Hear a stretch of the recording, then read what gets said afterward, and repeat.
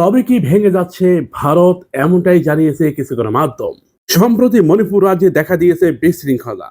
মণিপুরের কুকিচিন আর্মি যারা আছে, কুকিরা, তারা রীতিমতো ভারতের হেলিকপ্টার দখল করে নিয়েছে। তেমনই একটা ভিডিও সোশ্যাল মিডিয়ায় ছড়িয়ে পড়েছে।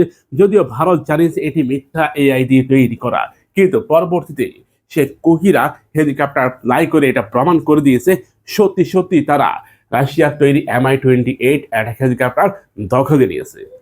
কুকিদেরকে দমন করার জন্য ভারত সব ধরনের শক্তি প্রয়োগ করতেছে, এমনকি মণিপুর রাজ্যের বিরোধ নিরসনের জন্য সেখানে নাগাদেরকেও কাজে লাগাচ্ছে। অর্থাৎ মণিপুর রাজ্যের মেন সংকট হচ্ছে নাগাদের সাথে জমি বিরোধ, কিন্তু ভারতীয় সরকাররা এই বিরোধ মেটাতে চায় না।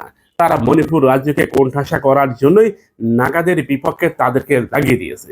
এখন দুটি রাজ্যের মধ্যে ব্যাপক বিশৃঙ্খলা দেখা দিয়েছে। এই বিশৃঙ্খলা এখন এটা জাতিগত বিশৃঙ্খলায় রূপান্তর হয়েছে। অর্থাৎ মণিপুর রাজ্য এখন স্বাধীন হতে চায়। সেই 1800 সাল থেকেই মণিপুরের সাধারণ জনগণ ভারতের বিপক্ষে লড়াই করে যাচ্ছে। অর্থাৎ নাগাদের বিরুদ্ধে তারা লড়াই করতেছে। নাগাল্যান্ড হচ্ছে ভারতের একটা দাসত্বের মতো।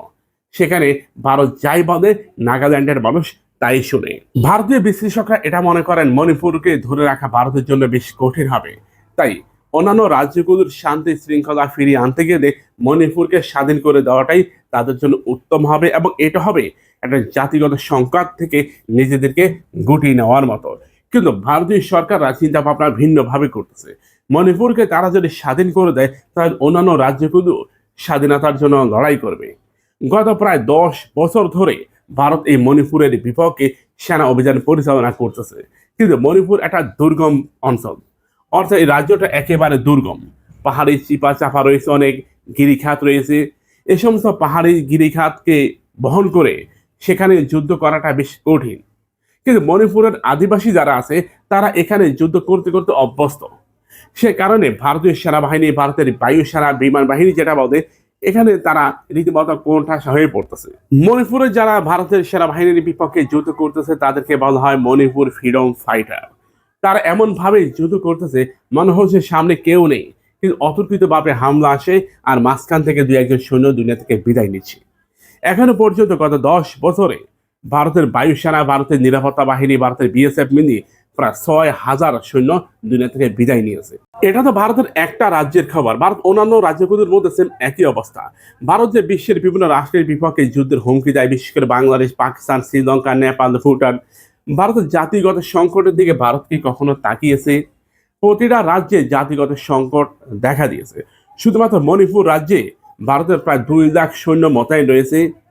এবার চিন্তা করে দেখুন, ভারতের কাছে কি কয়েক কোটি সৈন্য রয়েছে? না, 2 লক্ষ সৈন্য শুধুমাত্র মণিপুর রাজ্যে তারা নিয়োগ করেছে। সম্প্রতি ভারতীয় গণমাধ্যম দ্য হিন্দুর এক রিপোর্টে বলা হয়েছিল, ভারতের ঊর্ধ্বতন সামরিক কর্মকর্তা, ঊর্ধ্বতন সরকারি কর্মকর্তা, মন্ত্রী যারা আছেন, পদমর্যাদার অনুসারী, তাদের প্রত্যেককে নিয়ে ভারতীয় প্রধানমন্ত্রী একটা মিটিং করেন। সেখানে এটা উল্লেখ করা হয় যে মণিপুর রাজ্যকে ধরে রাখার জন্য প্রয়োজনে সব ধরনের সামরিক শক্তি প্রয়োগ করতে হবে। অথচ ভারতীয় ব্যক্তি যারা আছে, যারা সোশ্যাল মিডিয়ায় কমেন্ট করেন, তারা বলে মণিপুর রাজ্য কখনোই আলাদা হবে না। কিন্তু ভারতের প্রধানমন্ত্রী গত 4-5 দিন আগে যে বক্তব্য দিয়েছে, সে বক্তব্য রীতিমতো ভূমিধসের মতো। অর্থাৎ মণিপুর রাজ্যে সব ধরনের সামরিক শক্তি প্রয়োগের নির্দেশনা দিয়েছেন প্রধানমন্ত্রী নরেন্দ্র মোদী। বুঝতে পেরেছেন? তিনি কিন্তু গত 2 দিন আগে ভারতের 7 সিস্টার সফর করেন। অর্থাৎ মণিপুর রাজ্যে যে সমস্ত সেনা কর্মকর্তা আছে তাদেরকে সাহস দেওয়ার জন্যই তিনি সেখানে সফর করেছেন। বুঝতে পেরেছেন সংকট কতটা গভীর হলে এমনটা হয়? যদিও এখানে অনেকে কমেন্ট করবে, আমি জানি কমেন্ট করবে যে আমরা বানিয়ে বানিয়ে কথা বলতেছি। আপনি ইউটিউবে সার্চ দেন মণিপুর সংকট, কিংবা গুগলে সার্চ দেন, সব ধরনের তথ্য পেয়ে যাবেন। তাই এখানে এসে আন্দাজে বকওয়াস করে কোনো লাভ নেই। ভারতীয় সেনাবাহিনী এই মণিপুর রাজ্যকে স্বাধীন করে দিবে। দেখবেন তাদেরকে এমনভাবে কোণঠাসা করা হচ্ছে, তারা তাই করবে। আপনার প্রিয় বন্ধুদের ভিডিওটা শেয়ার করুন।